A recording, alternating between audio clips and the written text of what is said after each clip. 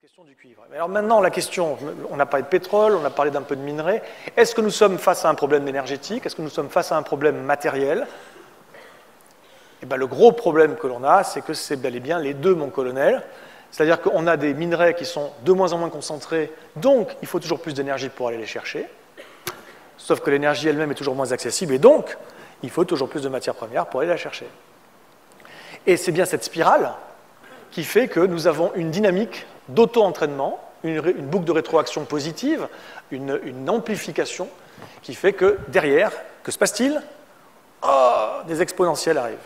Nous avons, parmi la nature des systèmes complexes, enfin parmi les systèmes complexes et leurs propriétés, nous avons, les systèmes complexes dynamiques, nous avons une propriété qui est l'émergence spontanée d'exponentielles. C'est ce qu'on a, parce que bon, on peut modéliser les systèmes par des boucles de rétroaction, positives, négatives, donc certaines boucles de rétroaction négatives, certaines s'auto-régulent, d'autres s'auto-amplifient.